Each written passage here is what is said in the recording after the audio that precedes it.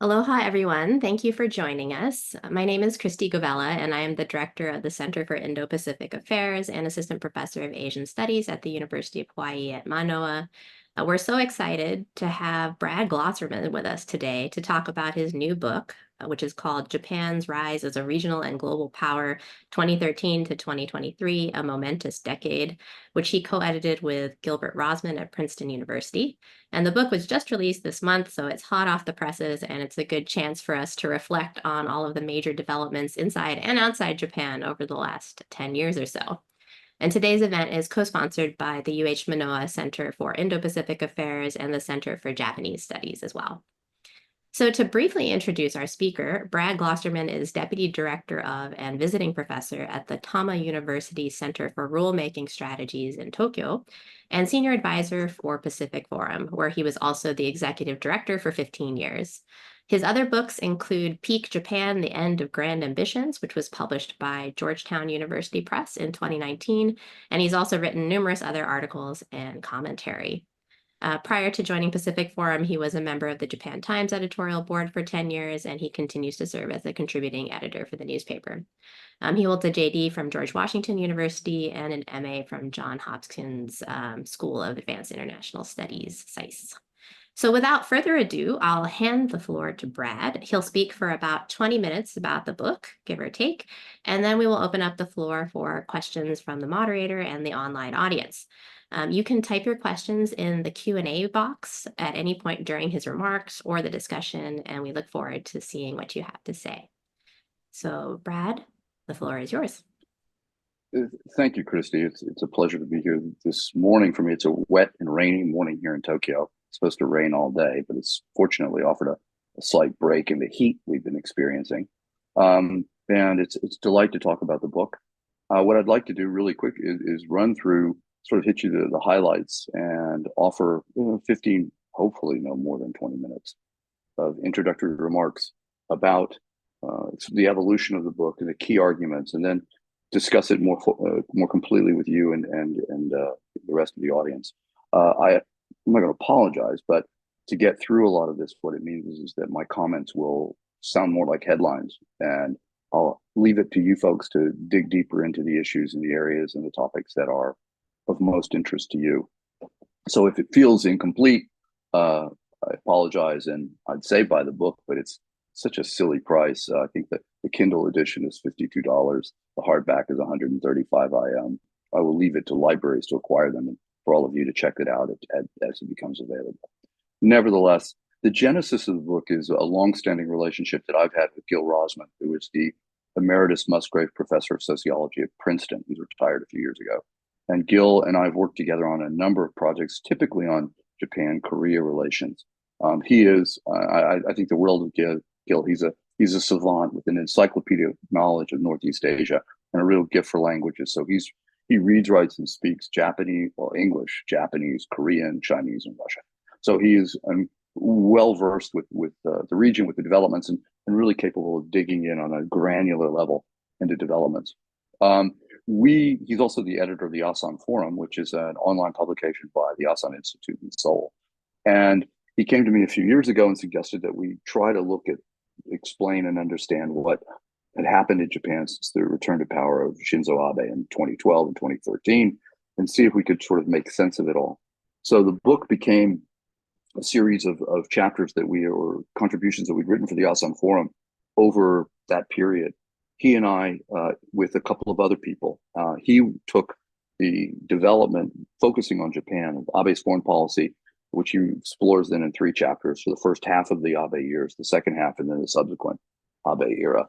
And then I wrote on 3 particular relationships: Japan and Korea, which is, in addition, one of my specialties in theory, Japan, EU in regard to economic relations, then a second chapter on Japan, EU in the military context.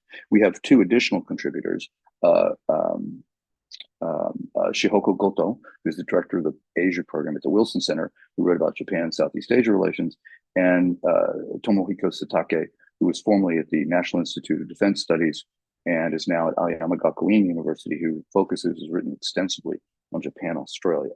And that's his chapter. So essentially, it's a 9-chapter book, 3 by him, 3 by me, and then additional chapters by those two with sort of a wrap up, introduction and conclusion by Gil and myself.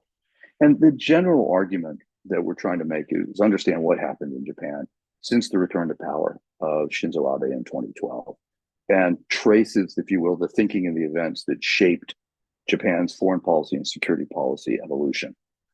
We call it the Abe Doctrine, which I think would speak to the significance of this, because essentially it becomes an overturning of the prevailing thinking about security and foreign policy, which was the Yoshida Doctrine, which had dominated and guided Japanese policy since Yoshida was in power in the early days of liberated Japan or an occupied Japan, and was just so critical, I think, in shaping the conceptions, the way that we look and see Japan, and in so many ways, sort of set, if you will, not only the foundation, but erected certain obstacles to an evolution that has occurred. And part of, I think, what needs to be recognized is the degree to which not only is the response to developments important, but so too is just the overcoming of the entrenched hurdles and just the degree to which Japan has been so shaped by thinking of the Yoshida years and the need to overcome that. And I think that we sometimes overlook the significance of the momentum that was needed to overcome that thinking. One of the key points that, to my mind, and this is the benefit of just having spoken and thought about these particular issues for the last 25, 30 years, is the desire to transform Japan into a normal country. And, for those of us that have been studying these issues and working on them, that has been just dominating and an overriding kind of idea. And it was so much a function of understanding of what it was that would make Japan a normal country, and how it was the defining feature of the debate and certainly the 90s and the early 2000s. What is intriguing to me is precisely the fact that we don't talk about the normal country concept anymore, which I think speaks to the evolution and sort of the change in expectations as we think about Japan, and how perhaps strange and stilted that conversation was a few decades ago. One of the key features of this, of our analysis, is just the understanding of Shinzo Abe as a genuine statesman. And this is a somewhat controversial position. I think that there are many people in Japan who look at him as a reactionary conservative politician, clearly a nationalist. And I think a lot of the reassessment, obviously, is a function of his own, the work that he did.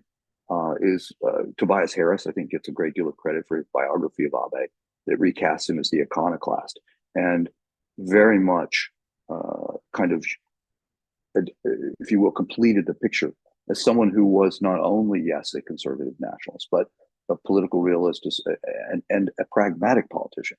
And I think that speaks so much to the evolution of him as a human being and a politician in what was one of the most remarkable second acts of politics, both in Japan and in the world, when he returned to power, I think against all expectations. And his performance was, divisive without question. There are some here that still look at him as a pretty retrograde figure, but I think we have to give him credit where credit is due. I am personally a little conflicted about some of Abe's approaches. I think that he proved to be an extraordinarily cynical, tactical, even strategic politician. And I think that, unfortunately, he bred a great deal of cynicism, particularly among the young Japanese. But in the field of foreign policy and security policy, he, without question, transformed what was going on in the country. And I think he deserves credit. I think, a few years ago, a friend of mine was discussing, decided to write a book about the great Asian statesmen. And his list included Lee Kuan Yew, the Singaporean prime minister, Tanaka Kakue, the transformative Japanese politician of the 70s, Deng Xiaoping, of course, and Kim Dae-jung, the democracy activist in South Korea. And I think today we would probably, without question, we would have to add Abe to that list as truly a statesman who transcended expectations and, in many ways, I think the limitations that had been probably imposed upon it. As the key components of this new Abe, I think, are his championing of a proactive foreign policy, which really required, and this is what I think is what we need to give him credit, is him navigating the tensions between his nationalism, his conservatism, and the realism of his foreign policy. And it's a very, very tight needle, and I think he deserves a great deal of credit for having been able to successfully move between the two, because quite frankly, the perceptions domestically and in many of Japan's key partners were that this was a man who harkened back to the darker days of Japan's history, and that therefore should be observed with some suspicion. And I think the degree to which he was able to move beyond that and to surmount the concerns about what his intentions are bespeak a remarkable political capacity. And mind you, it still acted, and we'll get back to it still acted as a constraint on what was possible under an Abe administration. And we'll get to that. I think we'll all get to that a little bit at the end of the remarks when we talk about his successors. But nevertheless, he was very powerful, and his ability demonstrated a certain political skill that I don't think was evident earlier in his career, and certainly not during his first term as prime minister from 2006 to 2007. Now, of course, he had his desires, but he was helped very much by the external environment. And I think we will go into more depth with this, but clearly China's increasing belligerence, its aggressiveness, its the concern that it created within its neighbors. Similarly, behavior of Russia, both the creeping aggression and throughout Europe, and just the failure, the inability to make any progress that sealed off the idea of a relationship with Russia that would have been productive. North Korea's continuing commitment to being a rogue state, its development of a nuclear capability, the refusal to make progress with Japan on anything but its very own terms. And then, of course, I think the United States, with the fickleness that had been demonstrated in its foreign policy, concern about longstanding concern about Democratic presidents, but certainly even despite the progress that was the relationship, the warm relationship between Abe and Trump in the Trump years, nevertheless, this belief that the U.S. commitment had become less steadfast, that its commitment was wavering, despite whatever the language was, and thus that too shaped his needs. And I'll explain a little bit more of that in a few minutes. We have to give Abe credit for some really visionary thinking. He's the creator of the Indo-Pacific framework, first articulated in 2007 in his speech to the Lok Sabha in India, is the revival and its adoption as the framework for Japanese foreign policy, and its spread and its adoption throughout the world, particularly by the United States. I think we need to acknowledge the degree to which that legitimated his policies and his vision. The fact that his concept for thinking about the geopolitics of the region became the accepted one, has become the accepted approach in much of the world. I mean, there's still some who refuse precisely to acknowledge and to adopt the Indo-Pacific frame, precisely because for them it speaks to an acknowledgement of the new geopolitical tension, particularly regarding China. But the rest of the world seems to be very quick, and you can see this in the proliferation of Indo-Pacific strategies, not only throughout Asia but even in Europe. His desire to recreate, sustain the Quad, United States, Japan, Australia, and India. That relationship with India has been so important and has proliferated. I think he's really been a driving force behind that. And then finally, his energetic diplomacy, his refusal to let the Trans-Pacific Partnership die against, even when the Americans seemed to be dead set against it, his commitment to its resurrection as the comprehensive and progressive agreement on Trans-Pacific Partnership, I think, speaks to a vision and the readiness to spend political capital and the energy on making that vision real. So those are all important. As I mentioned before, there are, however, certain limits to his ability. The fact that he remained, despite whatever tacks and zigs and zags in his policy, that he remained this conservative nationalist. And there was no doubt about that. His continued visits to Yasukuni Shrine, some of the language, some of the readiness to court the right, all of that acted as a certain absolute barrier to the progress that he could make. And I think this is especially true with the relationship with South Korea, which we can and should talk about in the Q&A. But ultimately, he did move the center of gravity and he shifted the context within Japanese foreign policy and security policy is made. That is going to be his legacy. How at that point, I think, and for all that Gil and I, Rozman and I agree about the theme of the book, he and I do diverge on some key issues. First of all, he gives Abe a little more credit in the speed with which he recognized the changes in the world. And I don't want to undersell that, but I do think there were some points at which he was slower to react than I would have thought. So, for example, this is particularly the case with Russia, in which I think he was very reluctant to abandon the desire to create a relationship with Moscow and Putin that, to me, defied reason. And we can talk about that, but nevertheless, that struck me as being a little slow. Secondly, I'm more inclined as well to look back a little bit more.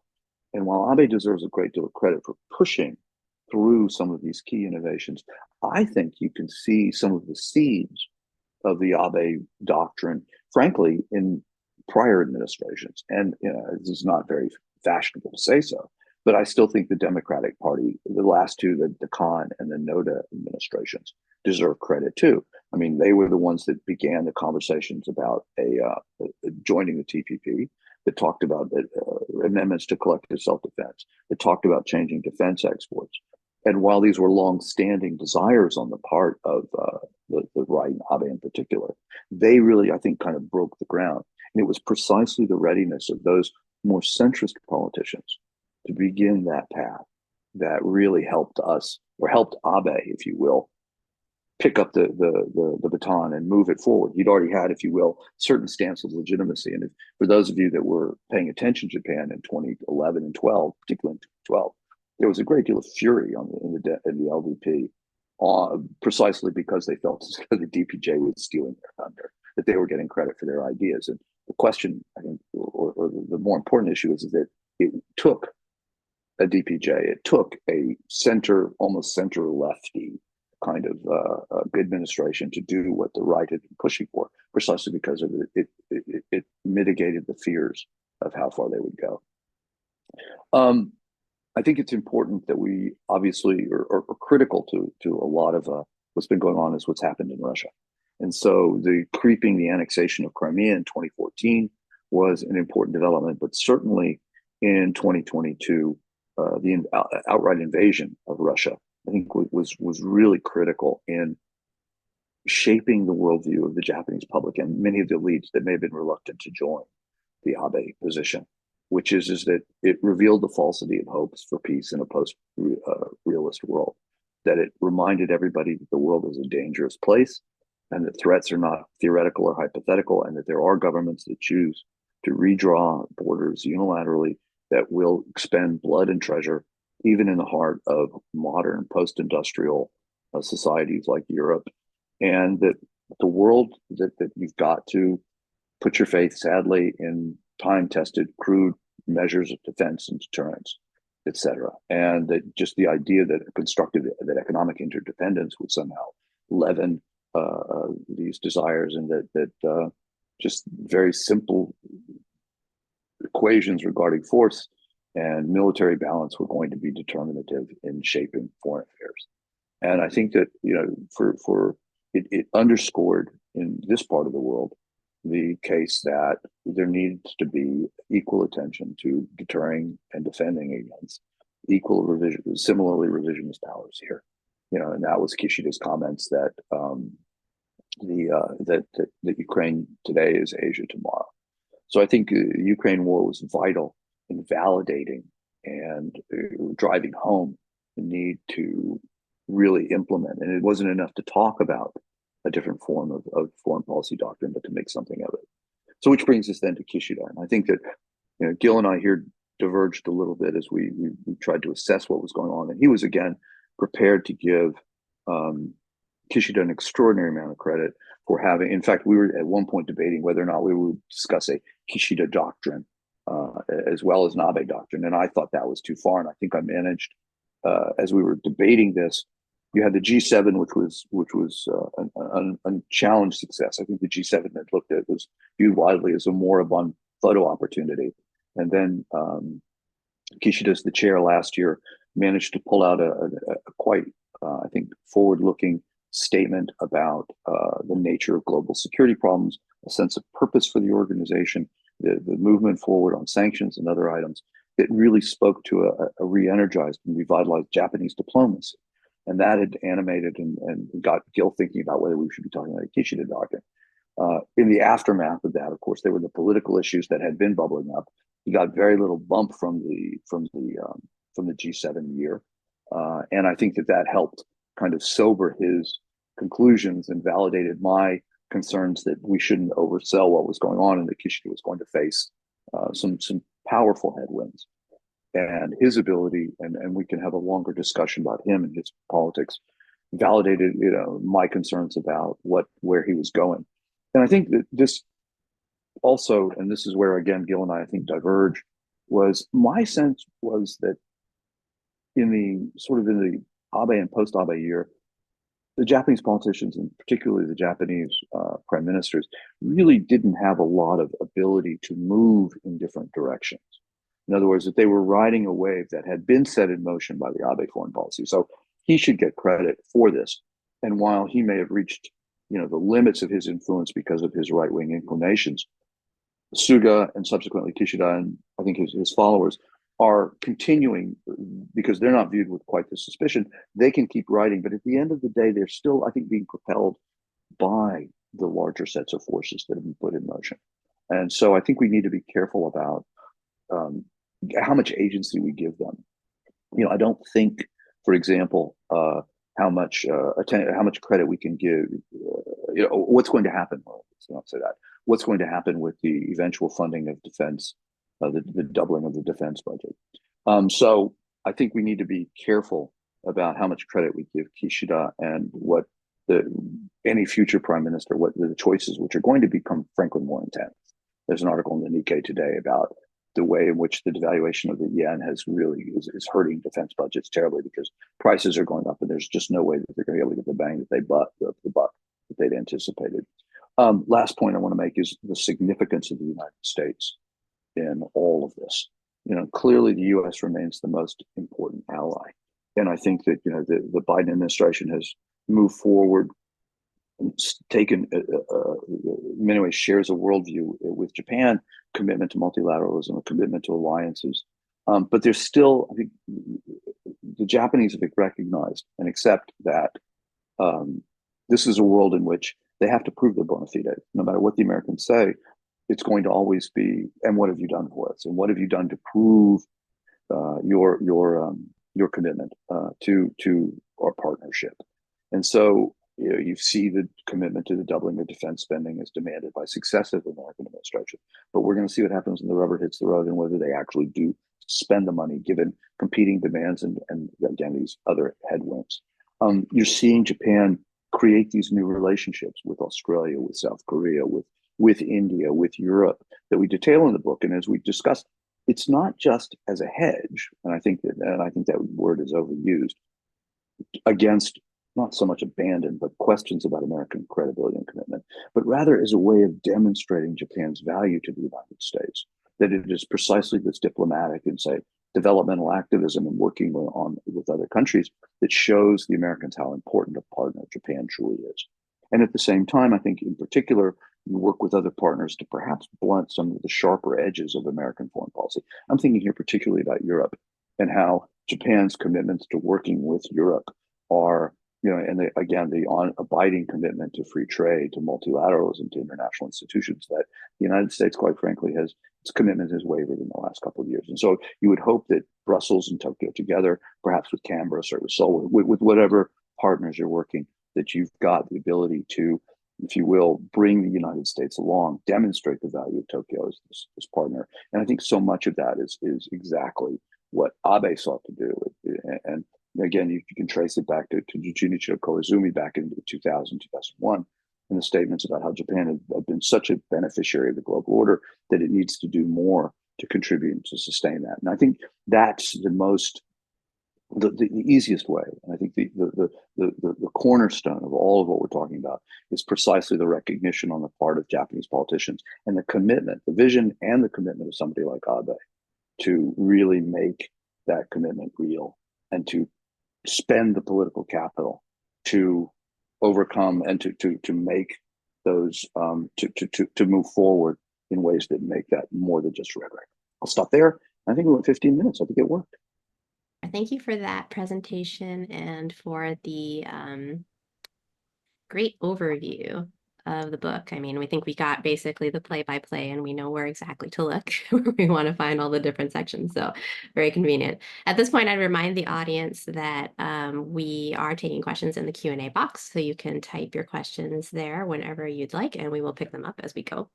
To get the conversation started, I want to pick up on something that you said at the end when you were talking about the role of the U.S. For what it's worth, I agree with you. I think that there were a lot of changes that happened prior to the Abe administration that really enabled Abe to play the role that he did. I mean, there were a host of administrative reforms, a lot of things that gave the prime minister and the cabinet office much more power than they ever used to have. And, Abe knew how to use those tools and how to work with them. And I think that was, part of the expertise that he brought to that job. But, some things were not possible, for example, in the Koizumi era that, were later available to Abe as tools. So yeah, I take that point for sure.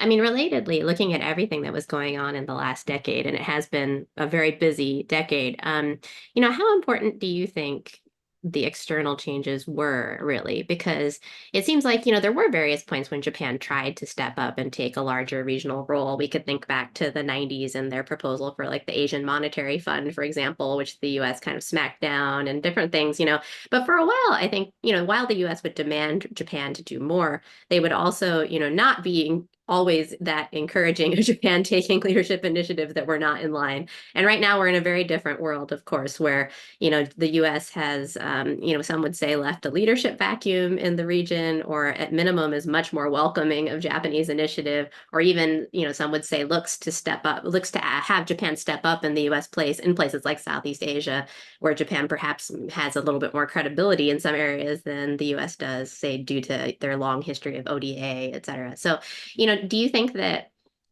this would have been possible without those pretty momentous changes on the US side over the last few years? That's a really good question. Always in the language of political science, with which you're far more versed than I, which is the dependent and which is the independent variable. And clearly, it's critical that the U.S. created the space for Japanese activism, because you're quite right that we spoke a lot about wanting our partners to step up, but they were looking more. The U.S. was uncomfortable when, in fact, allies did something that may well have been at odds with what our preferred vision was. And that just goes back to this belief, as Madeleine Albright said, and we repeated constantly, that the United States is the indispensable power. And every time I hear that, it kind of makes me very, very concerned. I'm not sure it's good for the region. I'm not sure it's good for us. Unfortunately, there's a great deal of history that suggests that that is true. I mean, particularly as you pointed out. What's interesting now is, and this isn't exactly a response, but it's a riff worth, in the absence of more questions, which I see only one so far, worth going on is that the Chinese are finally coming up with, in theory, what looks like an alternative security structure, right? With the promulgation of the Global Security Initiative, the Global Development Initiative, the Civilization, all of those whatever we want to call them. I think it's our inclination to kind of dismiss them out of hand.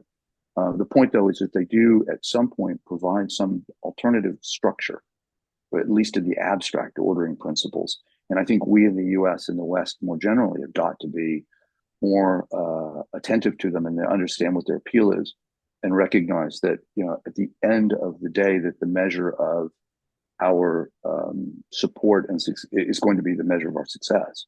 And so we've got to be alert to that. And I realize as I'm doing this, I'm getting off your point. So let me go back to what you were saying. I think that the U.S. is still trying to work out the modalities of leadership in this world. And we still want to argue that when we still believe in American executive fiat, and I don't believe, and I think the lesson of the last few years is that our credibility has been sufficiently undermined that we have to leave space. That we have to work out new means of leadership, and leading from behind, of course, is silly, but we have to figure out ways to enable and trust our partners to be able to do what we want them to do, what we say we want them to do. And I think the only way we do this is a gradual accretion of successes. And Japan has demonstrated so far it hasn't disappointed, not in the last few years. I mean, again, you look at what Abe did, what Kishida's leadership of the G7 produced, but it's never that's enough. I remember talking to various Japanese over the last few years, or say in the early 2000s or the 2010s. And it was always, yes, of course, we're going to keep asking you for your reassurances, because every day there's a new development that's going to call into question the assurance you made yesterday. That just frankly, the capabilities of adversaries is rising, and thus you're going to have to continue to demonstrate leadership and commitment. And so I think we will continue to create that space. The danger, frankly, for Japan, or not the danger, one of the risks that Japan faces is that its support, the belief that Japan, all the polls that show it's one of the most respected outside powers, and that when you look the Yusuka was it IC's poll from Singapore, right, that talks about Japan being the most respected outside power, not the United States, not China, is very much based on a perception of that Japan was somehow independent of that conflict.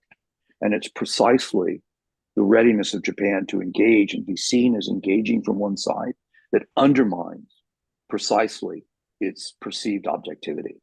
And so, and I mentioned this weirdly enough, people were telling me this back in peak Japan, but in the foreign policy space, it is as Japan starts committing itself to a particular position, and frankly seems to be taking sides, is the crudest way to put it.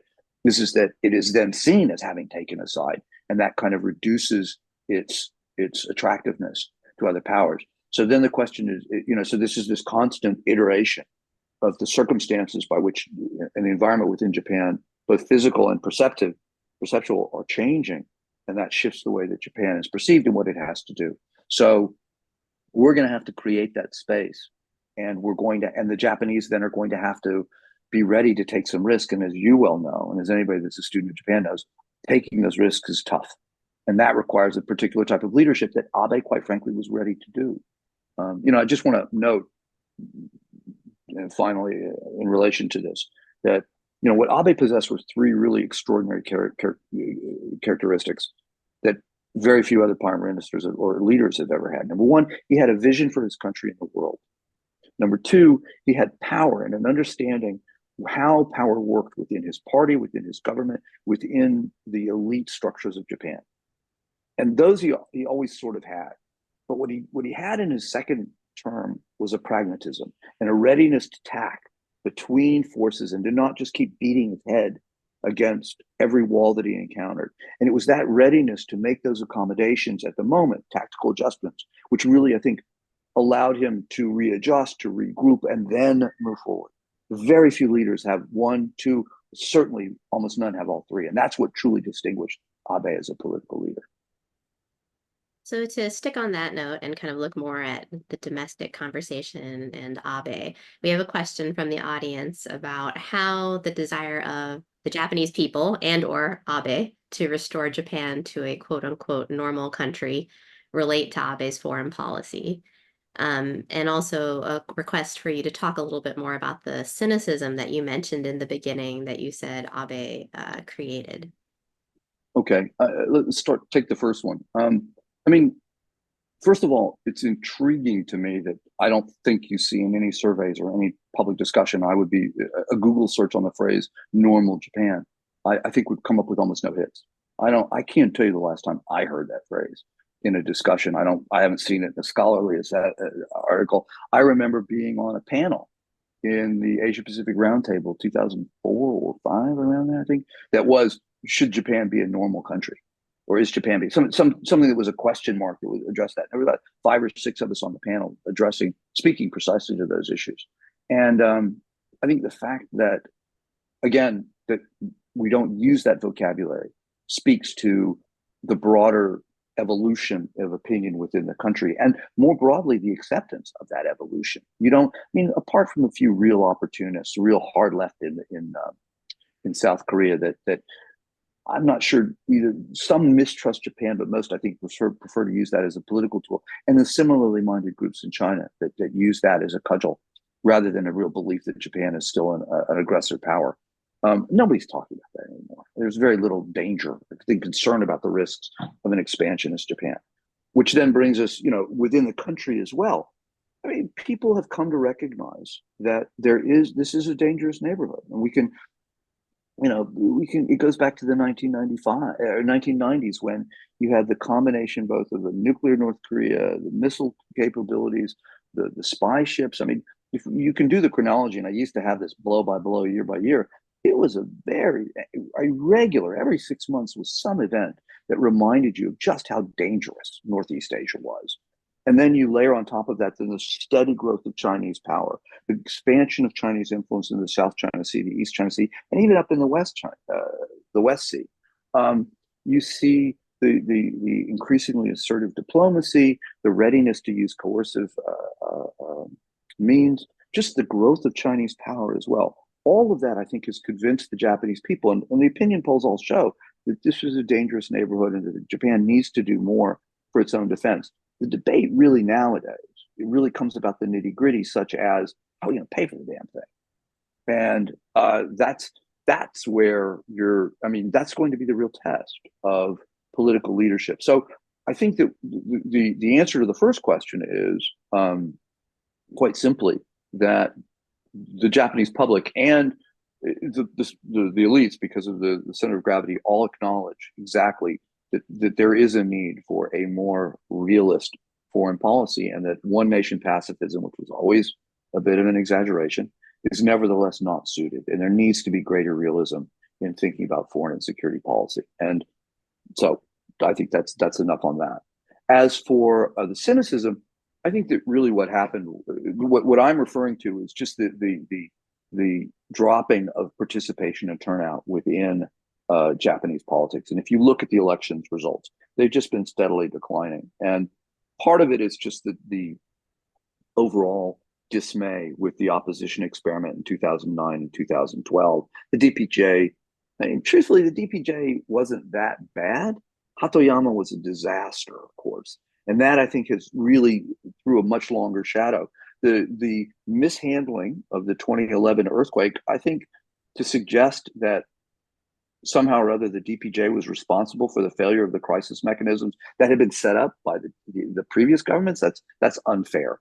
I think that there was a quickness, a speed to condemn his behavior, whereas I think he was demonstrating in other contexts what could have easily been considered leadership. I'm talking about Naoto Kan as prime minister. And then the Japanese, of course, the LDP was very, very opportunistic in the way that it would require, demand certain things of when it was in the opposition. It would demand things of the DPJ government, and then it would offer its support. And then as soon as the vote was taken, and on various issues, I can't remember the details at this point, but the speed with which they would turn on the opposition after pretty much backing them into a corner and then cutting their legs out from under them speaks to, again, just a real bloody-minded political sense that is just the way politics is conducted, but is, I think, oblivious to the longer danger of precisely this belief that all politicians are corrupt. That and the succession of scandals has contributed to this as well.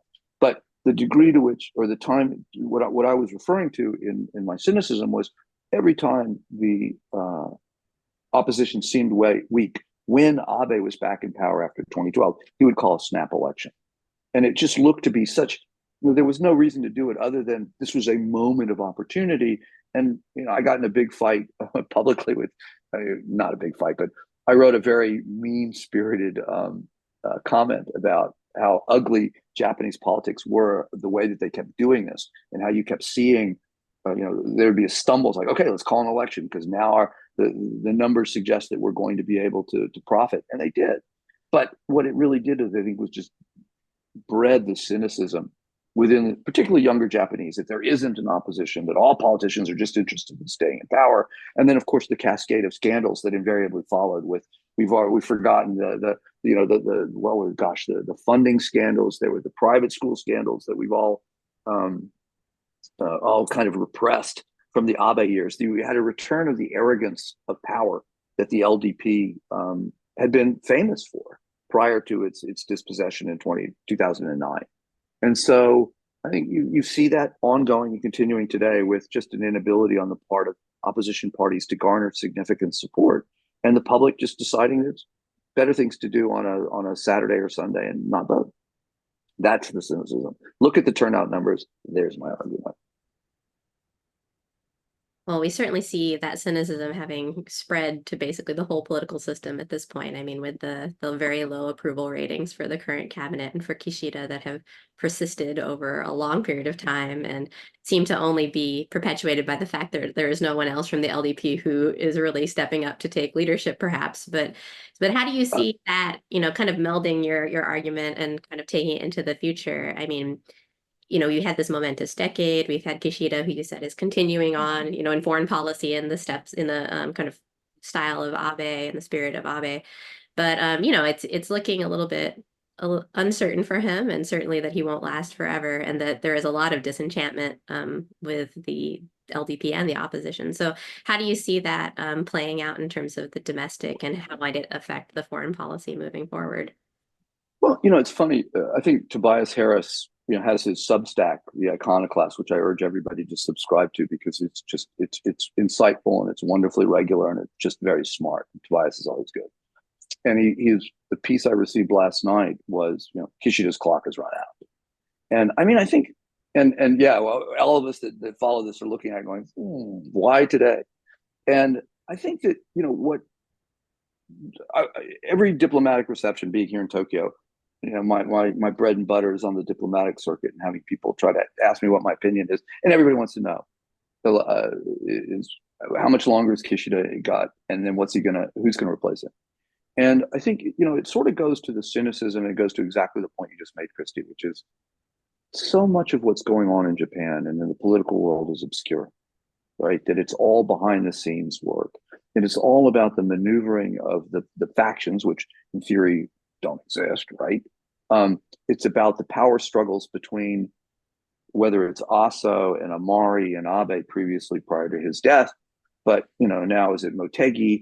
And it's all this, the best thing I would argue that Kishida's got going for him at this point is two factors. A, no credible opposition figure outside of the LDP that anybody's going to vote for. No party, no figure. Nobody's got that popularity. So you don't have to worry about the LDP losing its majority, which is what's important.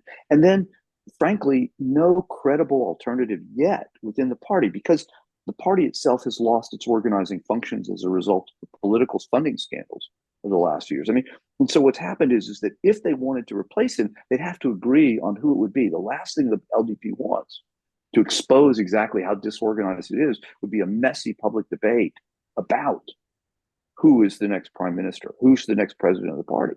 And so in the absence of that readiness to be visible about that, then you continue on as you are.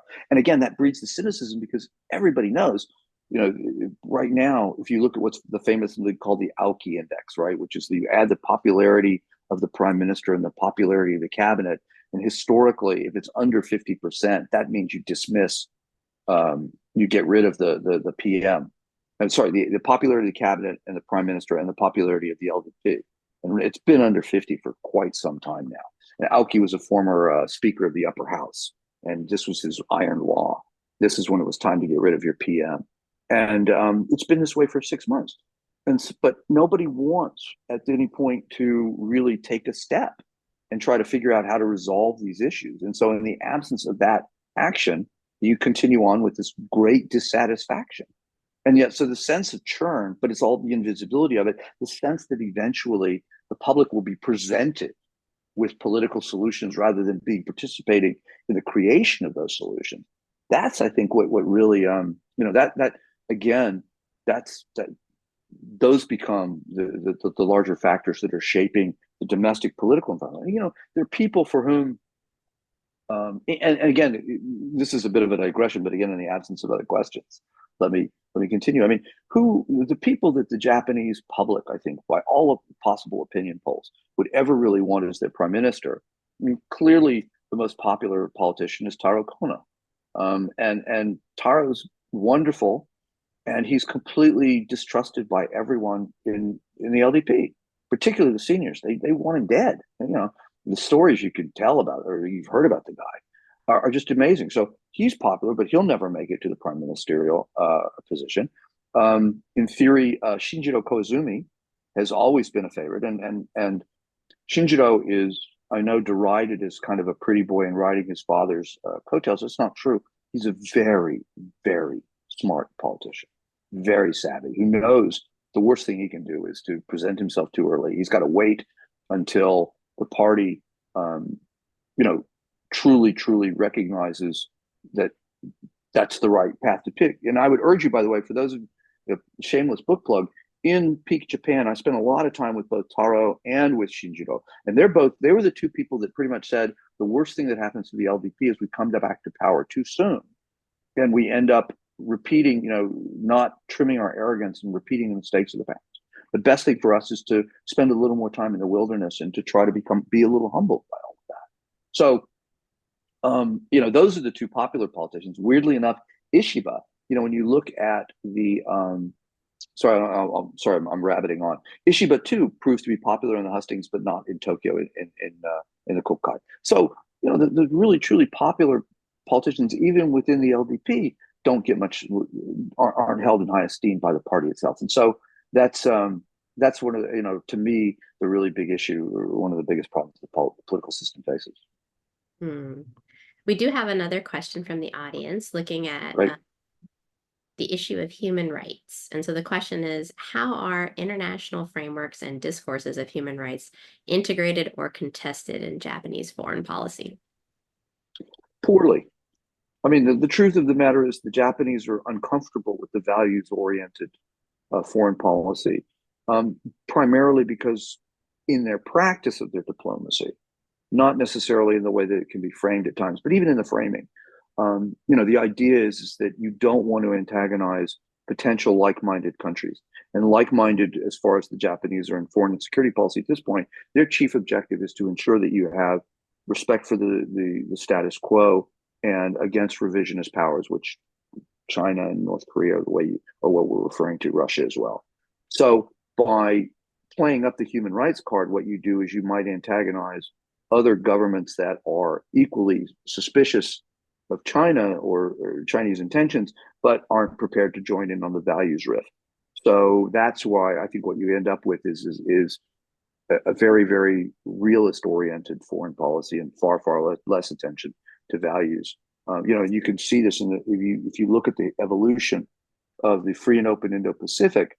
There's been what was a movement in a way to play down the values normative piece towards what's basically a rules-based international order, which is an attempt, if you will, to leach the value piece out and to focus on processes instead. Yes, that has definitely been an ongoing tension in the Indo-Pacific discussion. I mean, it seems like to the extent that, democracy comes up, that's adhered to and, kind of held up as a value to varying degrees by different countries in the region. And so the desire also to build coalitions around that, I think, is tricky for the US and for Japan, in addition to sort of what you're talking about, so I think there's a big discussion of human rights and values that is sort of parallel. The Japanese are very uncomfortable with the liberal versus illiberal, authoritarians versus Democrats. And for them, it's the rules-based international order, RBIO, as opposed to even the liberal international order, which, Amitav Acharya has got all his beef with why that's bad. But I think even the rules-based international, I wrote about this in a column, I think a week or two ago, arguing that it's really hard to motivate publics about that people are not going to fight and die for rules. They're going to fight and die for freedom, but then you start talking about values. Right. Well, we'll see how that evolves with the ongoing discussions. I mean, there's a lot going on, particularly with Russia and China. That's always sort of a Yep. potential talking point for the U.S. and others, and has been a favorite of the Biden administration at various points. But it's Yeah, but the problem again, and I mentioned this, is when it goes to our discussion of the good guys and the bad guys. Colin Hendricks at Peterson Institute did a piece about China's support in the UNGA, and he says is that the Chinese draw support for their proposals and in various UN votes across the entire ideological spectrum, from Democrats to dictators. The U.S. support is much thinner; it's much more focused on Democrats, and so I think that speaks to there's a bunch of lessons to be drawn from that about our messaging, about our strategic communications, and about just how we frame the issues that we're debating. But the fact of the matter is that we've got to be very careful about our motivations and how we articulate them. So we had one question submitted in advance about Japan-South Korea relations, which you've written on in Mm-hmm. your co-authored book with Scott Snyder from several years ago. So the question is about, the relative improvement in recent years between Japan and South Korea and this burst of, activity and agreements that's occurring right now. So they wonder, how strong do you think these types of agreements are if they don't necessarily address the root sources of the tension, which, in your book, you discuss both the historical debates or discussions about comfort women and forced labor. Also, there are other things related to trade, and rules concerning export controls, et cetera. But, how do you view this improvement and these agreements in light of some of the tensions you talk about in the book? Well, I mean, the argument in the book is that we're dealing with competing notions of identity, that who the Japanese think they are in the 21st century and who the South Koreans think they are in direct opposition. And for time purposes, I'm not going to go into that. What I've come to where it leads me is that the most important variable in all this, and the answer to the question is that you need top-down direction, because all of the problems tend to be expressions of this broader, understanding of history. And what we need is, without dismissing and never dismissing or rejecting history, but putting it in perspective and ideally looking forward. And what, history is constructed, ultimately, our understanding, all this socially constructed nonsense. So what you need is leadership in Japan and South Korea that is prepared to focus on what I would consider to be the bigger issue, namely that for all the horrors that were committed in the past, the Japanese, I think, have apologized. They need to continue apologizing. They should be making some reparations. They should be doing more to address the deep well of honest and genuine concern that their behavior did. But to use that again as a cudgel, I think, is to overlook the more pressing, immediate, and real dangers that these two countries face. But my reading of history is that it frankly takes an American president to bring the Japanese prime minister and the South Korean together, to force them to make that commitment, to speak, to shake hands. I mean, we can trace this back to the 2013 when Obama brought Park Geun-hye and Abe together in The Hague for the first meeting. They wouldn't meet until then. Is that you need to have the president getting them to say, to move past the rhetoric, to be seen, to commit, and then once they can then push their bureaucracies down to do the engagements that build the relationship that hopefully create a more enduring, deeper, thicker foundation for continued cooperation and collaboration and a shared vision of the future. Without that president, without the top level, what you're going to have is people at the bottom hedging because they're worried about if they're going to stick their necks out. And without the president forcing the leaders, the Japanese are going to be inherently skeptical of South Koreans, and South Koreans are going to be inherently hostile to Japan because of the identity question. So it really, sadly to say, this is one of those moments where it certainly looked to me like American leadership has been indispensable. And so the way you get past this is precisely to set an example at the highest levels of the two governments, and then encourage the continued cooperation, the continued efforts to work together, and making sure, of course, at the same time that you've got the cultural interchange, you've got the two, you make it as easy as possible to go from one country to the other, and the two of them are spending as much money, spending as much time, eating each other's foods, watching each other's cultural products, becoming comfortable and happy and content with the other as a neighbor, and understanding how their futures are intertwined. And then when you have a politician who chooses to exploit that, the public says, that's not right. And then that acts as a brake on this nonsense. We certainly see a rush to institutionalize trilateral cooperation between the U.S., South Korea, and Japan right now, to bolster against what you're talking about, and also to take advantage of the favorable leadership under all three governments at the moment, which people are wondering will change on any of the legs. Really, could be coming in the future, especially as you say, the U.S. leadership was important, but we don't necessarily know what that might look like in the next administration. Yes. Right. Just two real quick points. Number one, sadly, all three leaders are weak right now. Politically, their numbers are terrible. And number two, no matter how important the triangle is, you really got to make sure that the South Korea-Japan relationship is strong. You've got to make sure that leg can stand on its own. So we have a couple of questions from the audience, which I'll bundle together as sort of the final volley. So one person is wondering if you can comment on Prime Minister Kishida's leadership and policies versus Prime Minister Abe's. And you've talked about this a little bit, but maybe you could just offer some kind of closing thoughts on, Kishida, particularly moving forward, and how that may differ or not from what you've written about, in the book. Right. And then the other question is about Yuriko Koike, who is the current governor of Tokyo, and the extent to which you think that she might have national influence in the future. People used to talk about Koike as a candidate, but she's been governor of Tokyo. I talked about her. Yes. So tell us more about that. And I remember well when she was Minister of Defense in the 2000s, for example. So tell us a little bit more, maybe some final thoughts on Kishida as a leader. And then what about Koike? Yeah.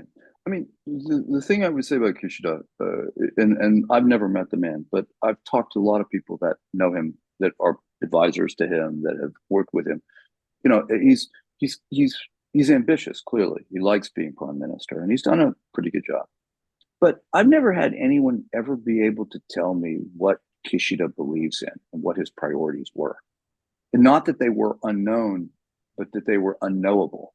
Or was it unknowable? Whatever it was. The point was that they weren't sure that he knew that he believed in anything. And as somebody once said to me, he's a blank slate, but that's okay. We can write on it. Abe, you had no doubts about that. So the question becomes, as a leader, when real leadership is about spending political capital on hard questions. And it just isn't clear to me. At no point in Kishida's administration has he made hard choices. He's made very good choice. I think his rhetoric has been good. He talked about new capitalism. What's happened with that? He's talked about, reducing inequality. Very little progress with that. He wants to increase the defense budget, but if you ask him how he's going to fund it, he says, I refuse to make a decision on that. So, I mean, there's going to be, he's talked about wanting to increase child care and strengthen the social security net. All three of those are competition for funds are going to be difficult. And so what troubles me is precisely his inability to articulate what he wants to do and how he's going to do it. And the choices are getting tougher. And so we're going to see, I think, in the next couple of weeks and months, some serious, we don't know what's going to happen in a crisis. And he's been lucky so far. I mean, in the sense that the crises that he's managed to address, I would argue that one of the reasons why he was so successful pushing the G7 and responding to the Ukrainian, and I've had this debate with a lot of people, the Ukrainian invasion, particularly Europeans, is that the Europeans themselves took a harder line in 2022 than they did in 2014 against Crimea. And if the Europeans are not going to be hardliners, then the Japanese don't have to be. So now, what's happened is his space for maneuver has shrunk, and so he kind of had his hand was forced. And so I think that's an important recognition. So that's how I think is what the last thoughts I'd leave you with Kishida. For Koike, she's clearly an ambitious politician. I know a lot of people are angry with her. They feel as though she's kind of been maybe not have performed as well as she wanted.